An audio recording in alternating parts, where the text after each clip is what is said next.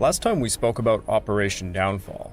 The Allies under General Kruger initiated a decisive campaign to clear the Japanese from Luzon.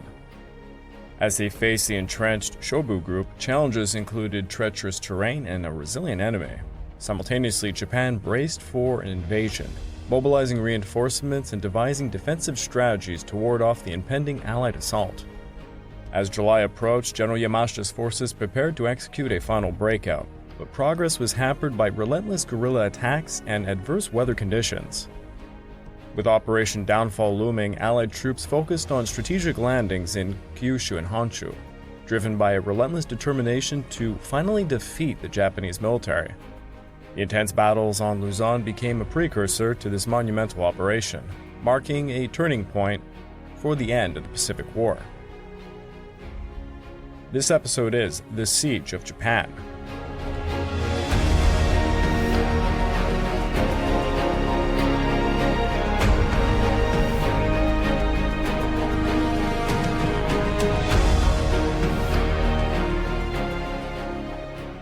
Well, hello again, and welcome back to the Pacific War Podcast, week by week. I'm your dutiful host, Craig Watson. But before we begin, I just wanted to remind you all that this podcast is only made possible through the efforts of Kings and Generals over at YouTube. Perhaps you want to learn a bit more about World War II? Kings and Generals has an assortment of episodes on World War II, and so much more, so go give them a look over at YouTube. So please subscribe to Kings and Generals over at YouTube and continue to produce this content by checking out www.patreon.com/kingsandgenerals. And hey, don't forget about our sister podcasts over at the Eastern Front Week by Week podcast and the Fall and Rise of China podcast, both written and narrated by me. And if after all that, if you're still hungry for some more history, why don't you check out my personal channel, the Pacific War channel found over at YouTube, and Echoes of War found on major podcast platforms. Over on Echoes of War, we are just starting a new mini-series covering the entire Philippines campaign. If you'd like to further support me, please consider checking out my YouTube membership or my Patreon account at www.patreon.com/pacificwarchannel. By joining either of these, you get access to the exclusive podcast series. It's about 28 episodes and ongoing at this point. Early access to all the content I make, and voting rights for the subjects I will tackle next. Boy, I have been waiting a long time to come to this point. One of the most significant events in human history that deeply affects us to this very day. Nuclear war is as much a threat today as it was during the heat of the Cold War. The dropping of the atomic bombs on Hiroshima and Nagasaki were deeply complicated events fraught with the issues of morality. It goes without saying whether or not the bombs needed to be dropped, their actual impact on the surrender of Japan, and so forth are still hotly debated issues to this very day. I actually have already spoken on the specific issue of the bomb countless times, on my personal channel and my podcast. But I figure I really need to do it justice, so I will create a future episode all about it. So please sit tight, because this episode, we're just going to cover what happened. We're not going to go into the deeper questions just yet, but later on I will tackle this, I assure you. Now, following the successful invasion of Luzon in the Philippines, alongside the fall of Iwo Jima and Okinawa, American forces began preparing for the final invasion of the Japanese home islands. This operation was codenamed Operation Downfall. One key initiative leading up to the invasion was a comprehensive air-sea blockade and bombardment campaign against Japan itself. Previously, we detailed the extensive firebombing and precision bombing efforts executed by General LeMay's 21st Bomber Command. However, during this crucial period, the B-29 Superfortress bombers undertook a distinct operation under the codename Starvation. This single operation would be one of the largest factors that contributed to the surrender of Japan, and it's one most people have never even heard of. Honestly, if you put Operation Starvation against both atomic bombs, Starvation did a hell of a lot more. In July of 1944, Nimitz proposed a bold plan to use B-29 Superfortress bombers to mine the waterways surrounding the Japanese home islands. Although Generals Hap Arnold and Walter Hansen expressed concerns that this mining campaign could distract from the B-29's primary role as a strategic bombardment aircraft, they eventually agreed to assign one bomber group to focus on aerial mining when conditions permitted it. On December the 22nd, Hansel's 21st Bomber Command was directed to formulate a naval mining program aimed at executing between 150 to 200 sorties each month, which was set to begin in April of 1945. However, by this time, General Curtis LeMay had taken command of the 21st Bomber Command. LeMay was notably enthusiastic about the idea and successfully recommended to Washington an upgraded mining program that aimed to deploy up to 1,500 mines each month using a full B-29 wing. LeMay viewed aerial mining in a different light than Arnold and Hansel, seeing it as a vital extension of strategic bombing. He recognized that most of Japan's war production materials, as well as a significant portion of its food supplies, were imported from regions such as China, Southeast Asia, and the Dutch East Indies. To be more specific, ever since Japan had invaded Manchuria, it really depended on Manchuria for grain. Now, Japan's industrial heartland is primarily found on Honshu, its largest and most industrialized island, while Shikoku, another island, also lacks essential resources such as iron ore and high-quality coal. These crucial materials were sourced from Kyushu and Hokkaido, both of which were other Japanese islands. All of these resources were transported by sea, so without easy access to raw materials, Japan's industrial output would come to a grinding halt. The only aircraft capable of deploying mines effectively were the much-needed B-29s. Areas such as the Inland Sea, the Sea of Japan, and the Korean Peninsula were out of reach for other Allied aircraft. Additionally, Allied submarines could only venture into these perilous waters with great risk. Notably, about 80% of Japan's merchant fleet utilized the Shimonoseki Strait, a critical waterway that separates Kyushu from Honshu. Understanding the strategic advantage of closing this strait, LeMay decided to allocate an entire wing of B-29 specifically to mine this vital route. Brigadier General John Davies commanded the 313th Bombardment Wing, tasked with deploying approximately 2,000 naval mines each month into Japanese waters. The primary goals of this operation were to prevent essential raw materials and food supplies from reaching the home islands, hinder the supply and mobilization of Japanese military forces, and disrupt transportation routes in the inland sea of Japan. Between March 27th and April 12th, Davies bombers targeted key enemy shipping bases located in Kure, Sasebo, and Hiroshima. They also, of course, focused on the Shimonoseki Strait. Notably, after these attacks, this strait was successfully closed for about 2 weeks. On May the 3rd and 5th, the 313th Bombardment Wing laid down a total of 1,422 mines in the waters surrounding the Shimonoseki Strait, as well as near major urban centers like Tokyo, Nagoya, Kobe, and Osaka. These efforts aimed to severely disrupt maritime commerce between Japan's major industrial areas. Just a week later, the minefields expanded from the Shimonoseki Strait to include Kyushu. By the end of that month, these mines were proving remarkably effective, accounting for the sinking of more ships than Japanese submarines. In fact, within the Shimonoseki Strait alone, about 113 ships were sunk. Between June the 7th and July the 8th, American forces expanded and fortified minefields along the western coast of Japan, while also replenishing the existing minefields in the Shimonoseki Strait and the Inland Sea. During this effort, they successfully laid a total of 3,542 mines across 14 missions. The total naval blockade officially commenced on July the 9th and continued until the very end of the war. Throughout this period, American forces executed 474 sorties, dropping another 3,746 mines that replenished existing minefields and extended coverage to harbors in Korea. In total, Brigadier General Davies conducted 46 missions that laid down 26 minefields containing 12,135 mines. Remarkably, only 15 B-29s were lost during these operations. In turn, the mines accounted for the sinking or damaging of 670 Japanese ships, with a total loss of 1.25 million tons. This mining campaign effectively strangled Japanese industry, as the denial of essential raw materials to factories proved more disruptive than the direct bombing of the plants themselves. Despite the clear vulnerability of Japan's economy to disruptions in coastal shipping, Japanese authorities were alarmingly unprepared to address the threat posed by airdropped mines. By August of 1945, Japan had committed 349 ships and 20,000 personnel to counter the starvation campaign, but these efforts were overwhelmingly ineffective. The shipping crisis escalated to such a degree that searchlights and anti-aircraft batteries were redeployed from urban centers to defend expected mining targets. Additionally, suicide boats were employed in desperate attempts to clear the minefields. The Royal Navy historian S.W. Roscoe commented on the situation, stating this: "The blockade had in fact been far more successful than we realized at the time. Although submarines initially played a critical role in enforcing the sea blockade, it was the air-laid mines that ultimately strangled Japan." Japanese officials shared this assessment.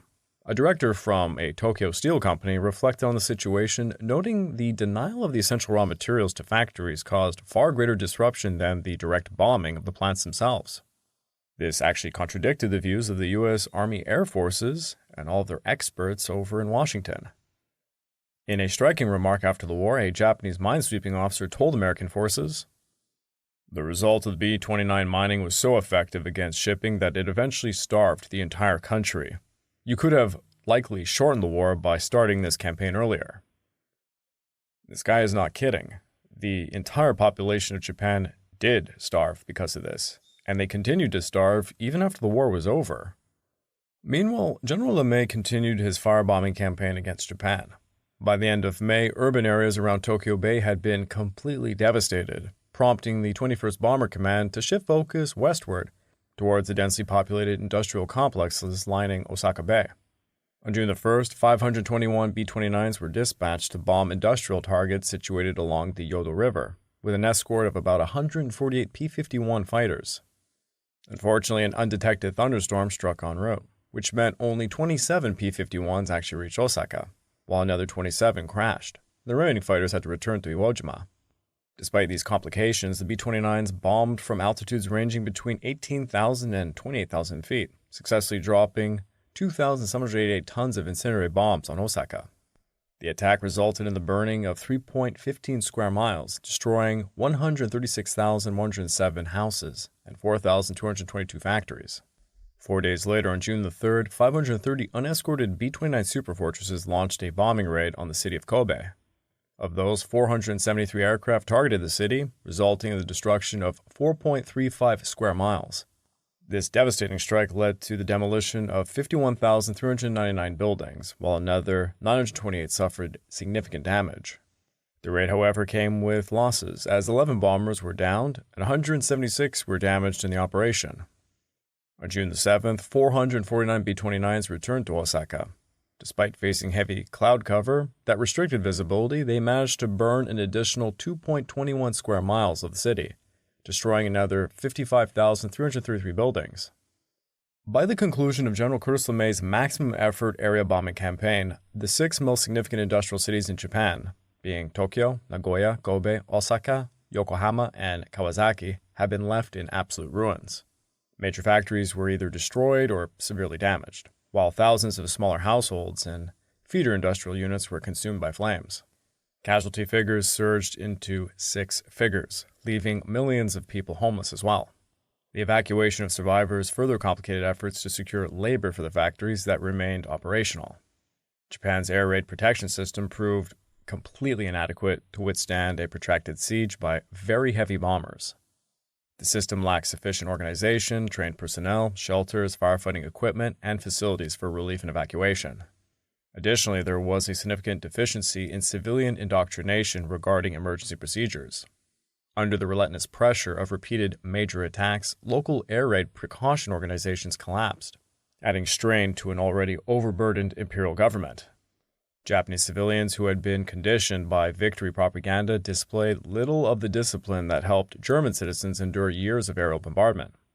As news of military defeats and the impact of B-29 precision strikes filtered into the great cities, residents began to lose confidence in their leaders' ability to protect them or care for the victims of the attacks. Abe Motoki, the Minister of Home Affairs at the time, later remarked this: "I believe that after the raids on Tokyo of May the 23rd to the 24th of 1945, civilian defense measures in the cities, as well as other parts of Japan, were considered a futile effort." Regarding the operational cost of this campaign for the 21st Bomber Command, it was not considered excessively burdensome. Over the course of 17 maximum effort incendiary attacks, LeMay dispatched a total of 6,960 B-29s, which would drop about 41,592 tons of bombs. The losses amounted to 136 B-29s, averaging only 1.9% of the sorties, a rate significantly lower than what had been endured in the earlier months, and quite acceptable by the standards of conventional strategic bombing. Meteorologists predicted that the summer monsoon would keep Japan's skies covered with clouds for most of the upcoming months, that being June to August. As a result, LeMay shifted strategies under what became known as the Empire Plan. This approach prioritized targeting industrial military sites during daylight hours, when the weather permitted, while secondary cities that had sufficient industrial capability became targets for nighttime area attacks. This change meant that since no single target warranted a full four-wing maximum effort, multiple missions could be scheduled in a single day. Accordingly, on June the 9th, 110 B-29s attacked three aircraft factories located in Naro, Atsuta, and Akashi. The strike successfully destroyed the factories in Naro and Atsuta, but an unfortunate miscalculation led to the bombing of a town near Akashi. The following day, on June the 10th, a force of 280 B-29s escorted by 107 P-51s targeted 6 distinct sites in Tokyo Bay, and this mission yielded significant results, with all targets sustaining heavy damage. Finally, on June the 15th, 516 B-29s were dispatched for one last firebombing raid against Osaka and the neighboring city of Amagasaki. In this combined assault, 444 bombers dropped over 1,350 tons of incendiary bombs, incinerating an additional 1.9 square miles of Osaka and more than half a square mile in Amagasaki. Starting on June the 17th, LeMay's firebombing campaigns began to focus on medium-sized secondary cities across Japan.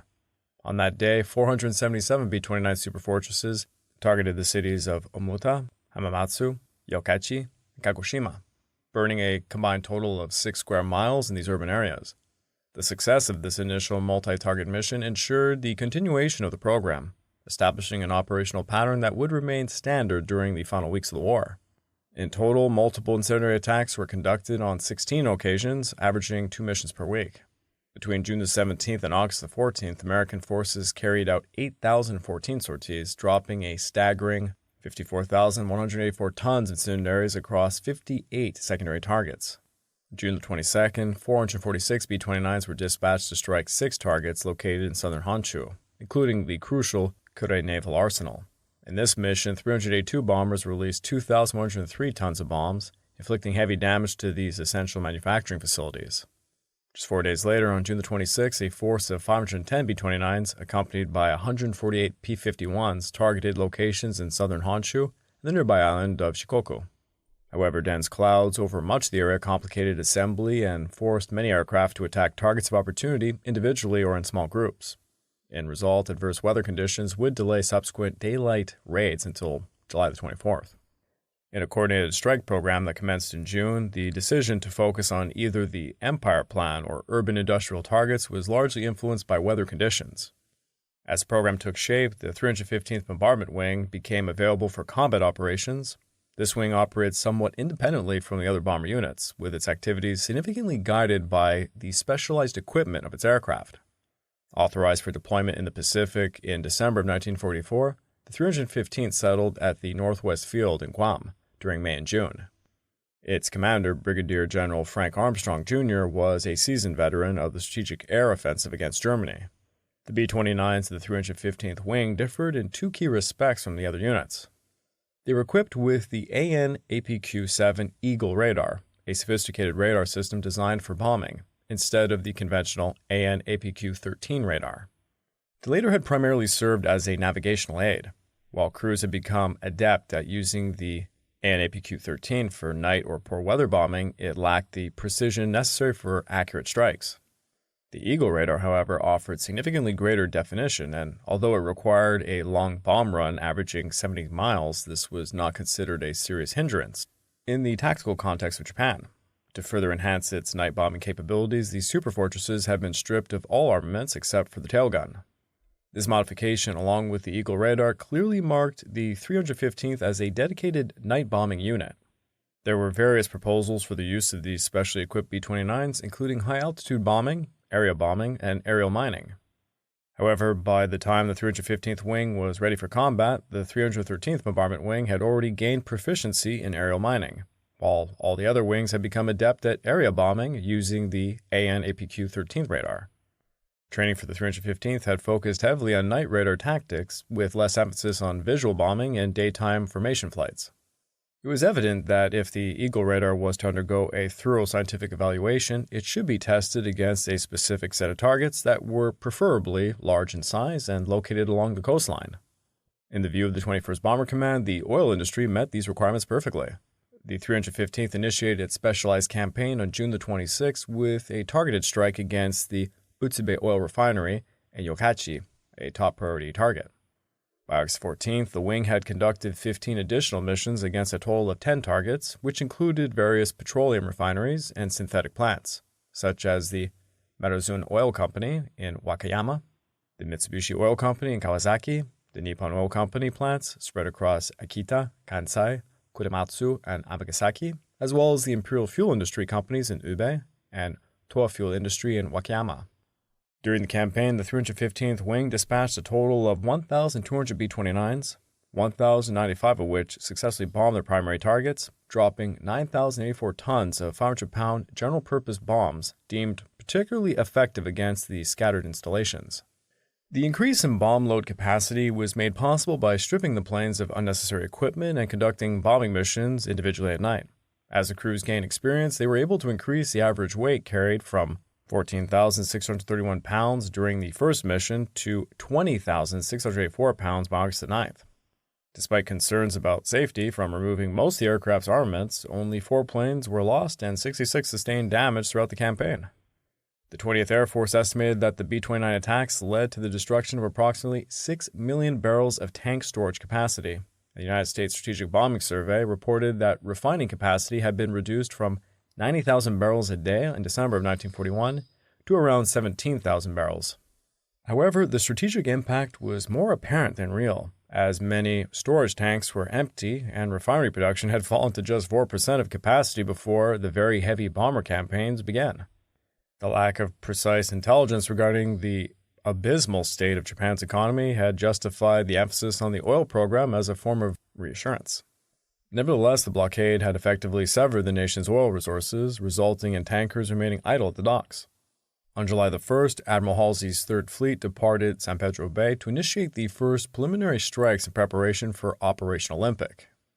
This operation involved battleships and heavy cruisers conducting surface bombardments of industrial targets in eastern Japan, while lighter forces performed anti-shipping sweeps across the coast. Additionally, a fleet of submarines advanced ahead of Admiral McCain's Task Force 38 to eliminate picket boats and establish lifeguard positions. At 6:15 p.m. on July 9th, the force began its 25-knot approach towards the home islands, launching its first strikes against the Tokyo area at about 4 a.m. on July 10th. A total of 1,732 sorties were executed, targeting locations in Kuroyama and Hamamatsu, dropping 454 tons of bombs and 1,648 rockets over Honshu, facing pretty much no opposition. American airmen reported the destruction of 109 enemy aircraft and damage to 231 during these strikes. Following this, Halsey's fleet moved north to bombard Hokkaido and northern Honshu, which were beyond the effective range of the B-29s and had previously evaded any attacks. At about 5:59 a.m. on July the 14th, Rear Admiral John Shafroth's bombardment group, Able, consisting primarily of 3 battleships and 2 heavy cruisers, were tasked with attacking the Kamaishi Works at the Japan Iron Company. By midday, Shafroth's forces had opened fire on Kamaishi, marking the first surface bombardment of Japan by a hostile fleet in over 80 years.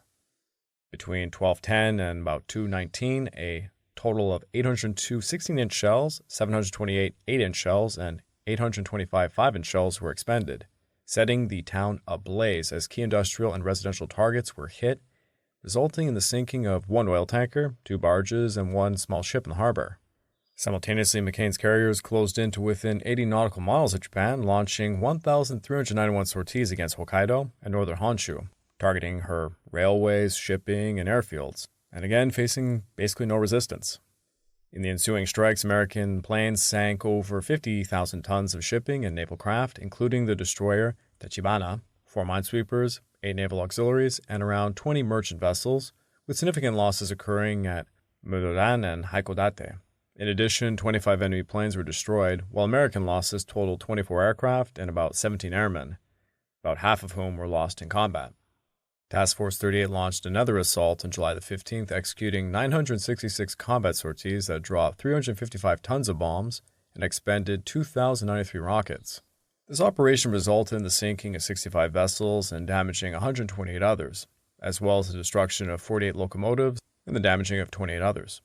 Widespread destruction was inflicted on several facilities, particularly the Omari Hokkaido railway car ferry system, which transported about 30% of the coal between Hokkaido and Honshu. The strikes devastated the ferry system, sinking about 8 ferries, beaching 8 more and damaging another 2. In total, 70 auxiliary sailing colliers were sunk and 11 were damaged, along with 10 steel freighters that were lost and about 7 more damaged.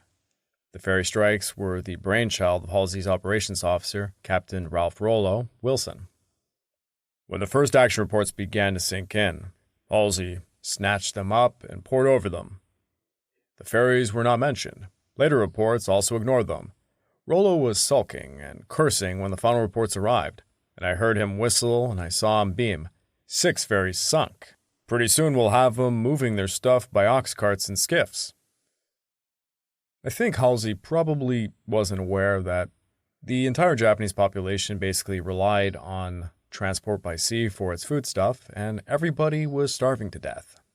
Yes, the American intelligence greatly underestimated what they were doing to the Japanese population. They were winning a lot more than they thought they were. Additionally, 20 city blocks in Koshiro were razed. The most significant outcome of these operations was the virtual severance of Hokkaido from Honshu.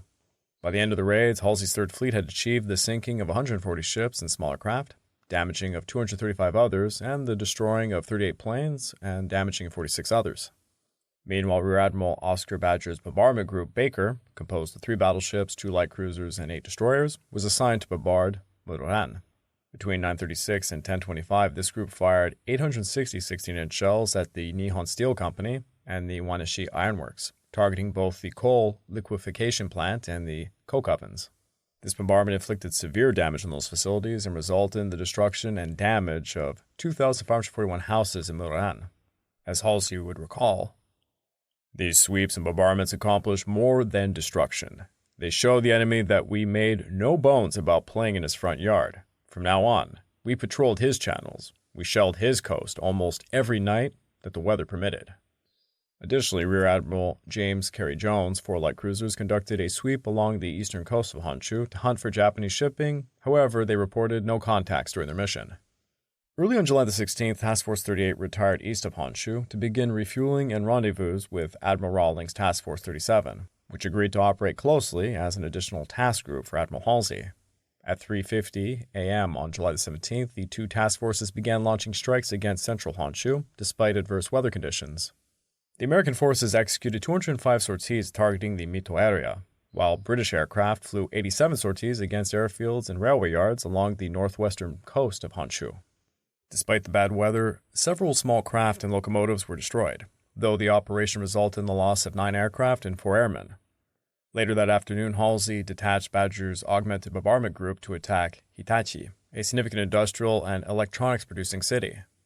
The 53-minute bombardment commenced in some fog and rain at about 11:14 p.m., during which 1,207 16-inch shells, 267 14-inch shells, and 292 6-inch rounds were expended against the Tago and Mito works of the Hitachi Manufacturing Company, as well as the Yamate plant and the copper refining facilities of Hitachi Mine, resulting in absolute severe devastation. July 18th, McCain's 2 leading carriers launched a total of 592 sorties against Yokosuka, specifically targeting the heavily camouflaged battleship Nagato, which was at the naval base. The attacks resulted in the sinking of 1 old cruiser, 1 minesweeper, 1 submarine, 1 incomplete destroyer, and 3 patrol vessels, in addition to damaging 1 subchaser, 1 older destroyer, and 1 old battleship. And although Nagato was hit multiple times and suffered very severe damage, it managed to stay afloat. Meanwhile, 3 carriers also targeted airfields and other opportunities in Tokyo, while Task Force 37 attacked a seaplane base at Kietara and airfields at Nobara, Naruto, Choshi, Kanoki, Natori, and Kitagawa. The recent raids resulted in the destruction of 43 enemy planes and damage to 77 others on the ground, along with the destruction of 3 locomotives and the derailing of 4 electrified train cars by rockets.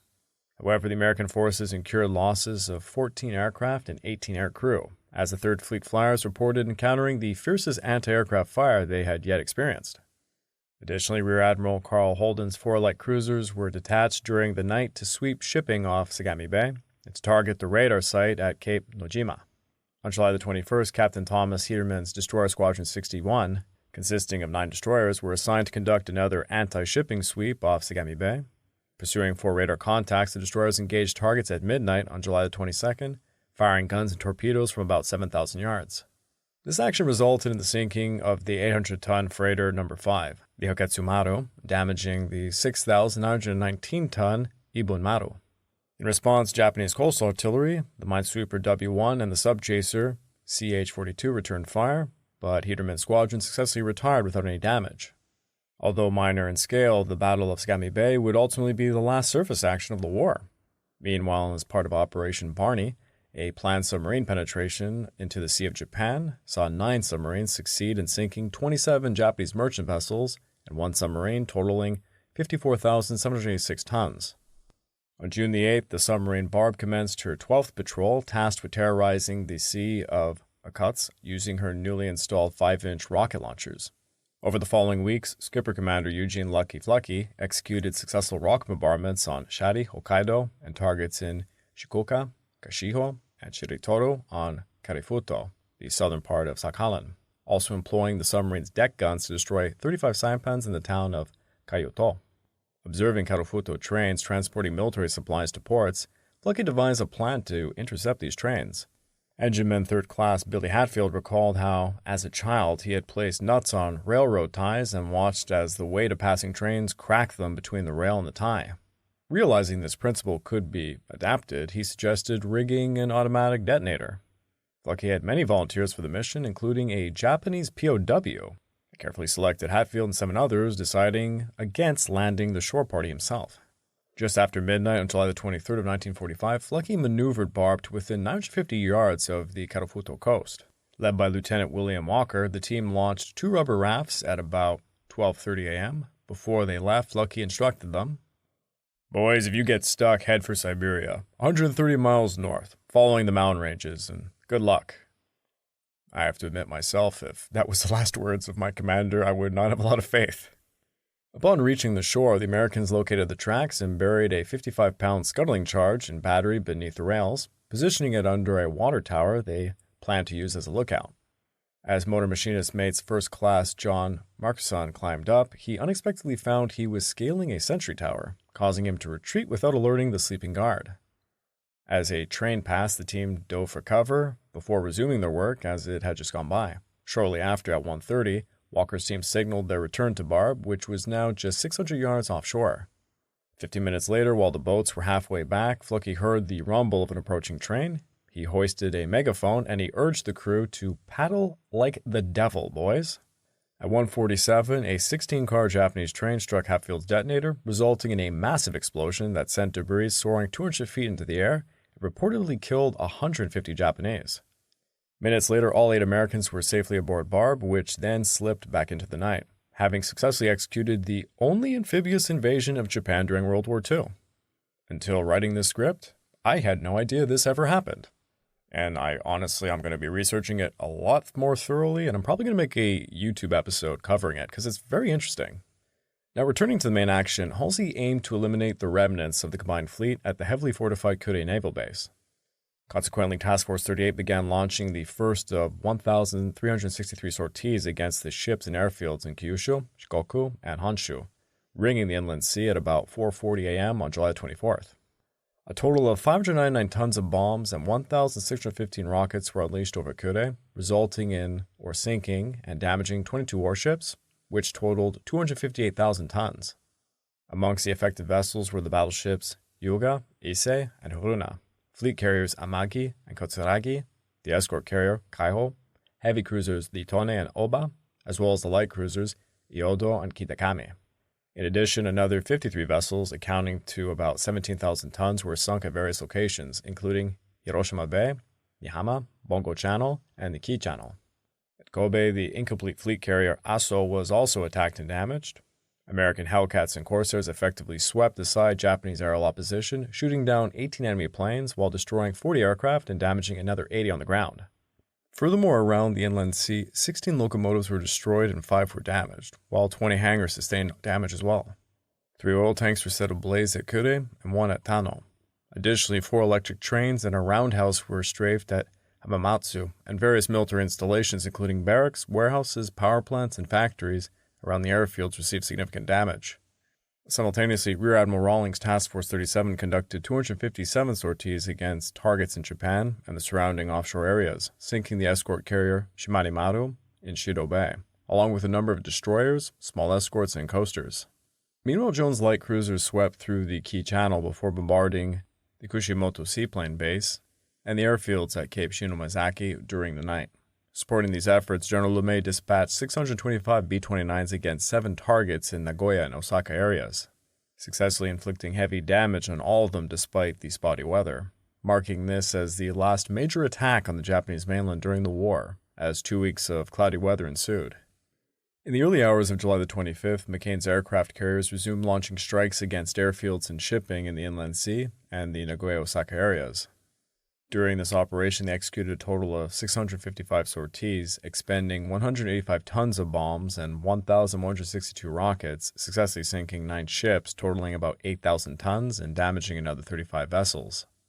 The strikes also resulted in the downing of 21 Japanese aircraft, with an additional 61 aircraft destroyed on the ground and 68 damaged. After refueling on July the 27th, Halsey's carrier forces moved to launch points located 96 nautical miles off Shikoku. At 4:43 a.m. on July the 28th, they resumed their strikes over the Inland Sea, focusing on targets from northern Kyushu to Nagoya, as well as airfields across Honshu along the Sea of Japan. This resulted in McCain flying a total of 1,602 sorties, dropping 605 tons of bombs and expending 2,050 rockets. These attacks sank 27 ships, amounting to 43,000 tons, including the battleships Isue and Haruna, the fleet carrier Amagi, and the combined fleet flagship Ayodo. Additionally, 78 vessels totaling 216,000 tons were reportedly damaged, among them the fleet carrier Katsuragi, heavy cruiser Tone, and the light cruiser Kitakami. American pilots reported the destruction of 21 Japanese aircraft in the air and claimed 115 destroyed on the ground across 30 area airfields. They also successfully destroyed 14 locomotives, 4 oil cars, 2 roundhouses, 3 oil tanks, 3 warehouses, 1 hangar, and a transformer station. In support of these efforts, Task Force 37 conducted 260 sorties against the eastern Inland Sea, targeting the dockyard at Harima and sinking or severely damaging 4 corvettes at Maizuru. Meanwhile, the 7th Air Force's 11th and 494th Bombardment Groups carried out day-long raids on Kure, successfully sinking the heavy cruiser Aoba.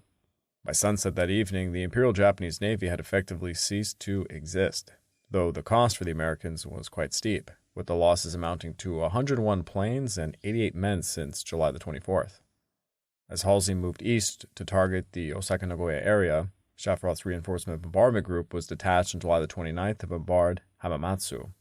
During the night, they successfully unloaded 810 16-inch shells, 265 14-inch shells, and 1,035 8-inch shells, damaging the Imperial Government Railway locomotive's work, igniting a blaze at the Japanese Musical Instrument Company, and wreaking havoc on infrastructure along the critical Takoda main line.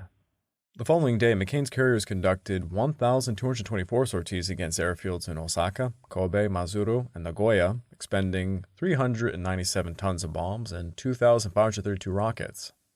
These strikes resulted in the sinking of 20 vessels totaling 6,000 tons and damaging another 56 ships. The pilots also claimed to have destroyed 115 enemy aircraft on the ground, while inflicting severe damage on numerous industrial targets, including aircraft factories and naval dockyards in Maizuru. Within Maizuru Bay, the destroyer Hatsushino struck an airdrop naval mine, marking the final loss of 129 Japanese destroyers sunk during the Pacific War.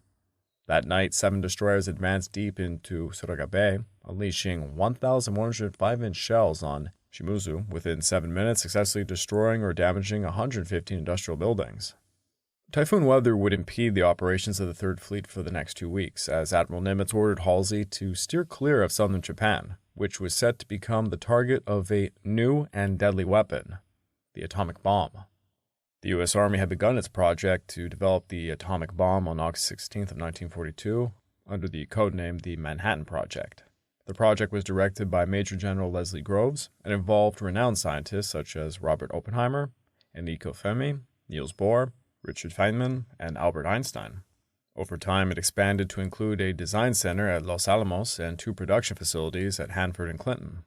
By August of 1945, the teams at Los Alamos had successfully designed, developed, and built a gun-type atomic bomb capable of forcing 5 pounds of uranium-235 against another 17 pounds at high speed, thereby achieving critical mass and releasing immense heat, light, blast, and radiation. The team was also experimenting with an even more powerful device, the plutonium bomb, which utilized an implosion method whereby a sphere of plutonium was compressed by conventional explosives to reach criticality. By early August, scientists had managed to produce enough nuclear material to create only one uranium device known as the Little Boy, and one plutonium bomb referred to as the Fat Man. Each weapon had the potential to annihilate an entire city, and the American leaders were prepared to use them if it could compel the Japanese Empire to surrender without necessitating an invasion of Japan. A targeting committee led by Groves, consisting of Manhattan Project and Air Force personnel, recommended Hiroshima, Niigata, Kokura, and Nagasaki as primary targets. Groves' targeting committee employed several criteria to select the sites for the atomic bomb targets. The chosen targets had to possess strategic value to the Japanese and had to be situated between Tokyo and Nagasaki. Additionally, the target needed to feature a large urban area within a minimum diameter of 3 miles and must be relatively untouched by previous bombings, ironically spared for potential atomic destruction at a later stage. A crucial condition was that, to the best of their knowledge, these areas should harbor no concentrations of Allied prisoners of war. However, this requirement was challenging to ascertain accurately due to a lack of reliable information about the locations of prisoners. Initially, the committee considered 17 candidates and selected 5 primary targets: Hiroshima, Yokohama, Kokura, Niigata, and Kyoto. On May the 28th, they narrowed the list to 3: Kyoto, Niigata, and Hiroshima. Hiroshima was significant as it housed Hata's 2nd General Army Headquarters and it featured a large shipyard, while Niigata was a major industrial city with an important port. Moreover, Kyoto held considerable cultural and religious significance for the Japanese. Secretary of War Stimson, having previously cautioned General Arnold about the humanitarian consequences of targeting cities with incendiary bombings, insisted on removing Kyoto from the list, after intense discussions with Groves. On July the 21st, President Truman concurred with Stimson during their meetings in Potsdam, deciding that Kyoto should be spared. Subsequently, Kokura, known for its large arsenal and ordnance works, replaced Kyoto. Additionally, LeMay's staff reportedly included Nagasaki as an alternative target due to potential weather issues, as it was the home to Mitsubishi's arms factories, electric production facilities, ordnance works, and extensive dockyards, making it a valuable target. Meanwhile, a high-level civilian interim committee, under Stimson, ultimately advised President Truman on the use of nuclear weapons, reasoning that their deployment would be no worse than the current incendiary bombing campaigns against Japan. In fact, the atomic weapons pale in comparison to the firebombing campaigns. The committee also recommended that an atomic bomb be deployed as soon as possible without warning to maximize the shock value and target a, quote, war plant surrounded by workers' houses. Following a successful operational test of the experimental plutonium bomb conducted at Trinity on July 16th, President Truman authorized General Spaatz to prepare for bomb drops before August 3rd. Colonel Paul Tibbets' 509th Composite Group had been specially organized in secrecy since September of 1944 to deliver nuclear weapons, and by June it had arrived at Tiananmen under the command of LeMay's 21st Bomber Command. General Twining replaced LeMay as commander of the 21st on August 1st, and he would ultimately issue the direct orders for Tibbets to drop the atomic bomb. The atomic bomb mission had a convoluted command structure. The Joint Chiefs of Staff were largely left out of the chain of command.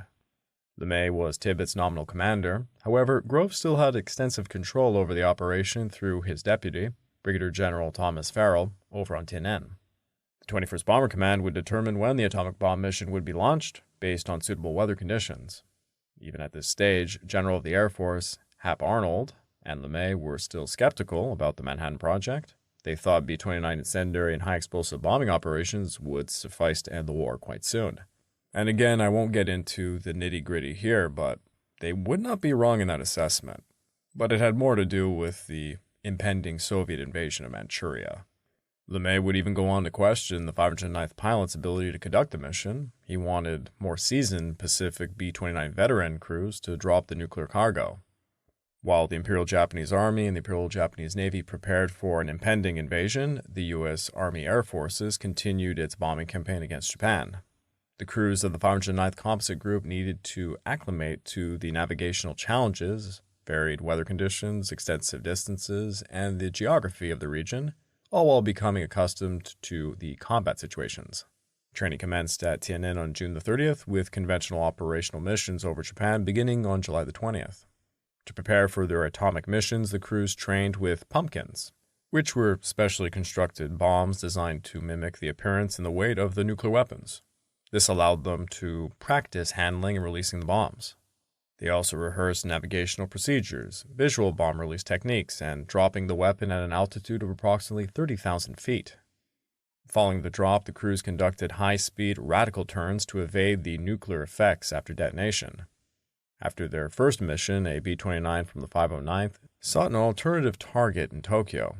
The crew aimed to drop their 10,000-pound pumpkin on the Imperial Palace, but unfortunately they missed their target. Had they succeeded in killing the emperor, it could have significantly impacted Japan's decision-making process, potentially fortifying the Japanese people's resolve to continue the war. Military leaders might have seized control in the aftermath, pushing their forces to keep fighting. Throughout their training, the units of the 21st Bomber Command intentionally avoided targeting Hiroshima, Niigata, Kokura, and Nagasaki during these practice runs. In total, Tibbets directed his crews on numerous combat missions that targeted 28 cities and involved the dropping of about 49 pumpkins. Rather remarkably, the 509th lost no aircraft during these operations. While Tibbets focused on perfecting the delivery method, the weapons Little Boy and Fat Man were being transported to Tiananmen. Some weapon assemblies were delivered by C-54s and B-29 aircraft from Kirkland Field near Albuquerque, while the cruiser Indianapolis famously delivered the fissionable material for Little Boy from San Francisco on July 26th. And yes, that's the famous ship that would undergo the horrifying mass shark attack later on, that was made famous by the movie Jaws.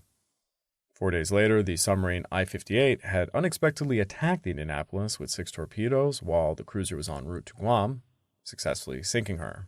Of the crew, 850 Americans survived the sinking, and another 316 were belatedly rescued by August 8th. By July the 31st, most of the assembly of Little Boy had been completed. However, a detonation expert would need to emplace the cordite charges to firm the uranium bullet through the gun device to the uranium core after takeoff, minimizing the risk of an inadvertent nuclear explosion in the event of a B-29 crash. Additionally, the crew carrying the atomic bomb had to exercise caution when descending once Little Boy was armed because the primary radar, or a backup barometric fuse, could potentially trigger an explosion if the aircraft descended too rapidly with the fuses in place. No pressure. On August the 2nd, B-29 crews arrived at Tiananmen with the assemblies for Fat Man. On that same day, General Twining and President Truman approved the plan to bomb Hiroshima. 2 days later, Colonel Tibbets briefed the crews about the mission, confirming that he would pilot the aircraft carrying the atomic bomb. Tibbets' B-29 number 82, later named the Enola Gay, was supported by 3 weather reconnaissance aircraft that reported conditions at Hiroshima, Kyokura, and Nagasaki, as well as 2 additional B-29s assigned to conduct scientific and photographic missions. At 2:45 a.m. on August 6th, Enola Gay took off from Tiananmen with diversionary attacks by 604 B-29s throughout Japan, also scheduled for that day, as coordinated by Twining. After passing through Iwo Jima at approximately 5:55 a.m., Captain William Parsons and Second Lieutenant Morris Jepson armed the bomb at 7:30 a.m. Throughout the journey, the B-29s ascended slowly, reaching an altitude of over 30,000 feet as they crossed Shikoku and Honshu, finally reaching Hiroshima at about 31,060 feet. At 9:12 a.m., Tibbets executed his final approach from the initial point, flying east-west over the city towards the intersection of the Ota and Motoyasu rivers. At approximately 9:15 a.m., Little Boy was released, and the Enola Gay immediately began its turn away to escape the impending explosion. However, the bomb mistakenly descended towards the Shima Surgical Hospital rather than the intended target, the Aioi Bridge. At 9:16, Little Boy detonated at an altitude of 1,890 feet, just as Tibbets was about 6 miles away from the blast point. As a result of the atomic blast, the immediate area around the epicenter was heated to an astonishing 1 million degrees Celsius, instantly incinerating or vaporizing all people, animals, buildings, and other items within the zone. Hiroshima police officials estimated the immediate casualties amounted to 71,379 individuals who were either killed or reported missing. Within the surrounding areas, the blast effects crushed unreinforced structures before igniting them, resulting in an additional 68,023 wounded, with 19,691 of those injuries classified as serious. Subsequent assessments, potentially incorporating the impacts of radiation sickness or more precise accounting, recorded 30,524 individuals as seriously wounded and 48,606 as slightly wounded. Just 2 minutes after detonation, a growing mushroom cloud of highly radioactive dust and debris soared to a height of 20,000 feet. Within 8 minutes, Tibbetts' crew could observe the mushroom cloud from 390 miles away. Ultimately, the dust cloud peaked at approximately 60,000 feet in altitude. Soon thereafter, a thick, black, radioactive rain fell upon the areas beneath the cloud. The center of the city was utterly devastated. Over 4 square miles of urban center, which encompassed 7 square miles in total, was completely flattened, resulting in about 60% of the city's area being destroyed. An additional 0.6 square miles suffered damage, while more than 75% of the city's 90,000 buildings were obliterated. The ensuing fires compounded the devastation, contributing to countless deaths and injuries. Some American prisoners of war were present in Hiroshima, and they would lose their lives in the explosion as well. Meanwhile, the Enola Gay safely returned to Tiananmen at about 2:58, where Tibbetts was awarded the Distinguished Service Cross, while the rest of the crew received Distinguished Flying Crosses for their participation in the mission. And here many would say, the Cold War was ushered in.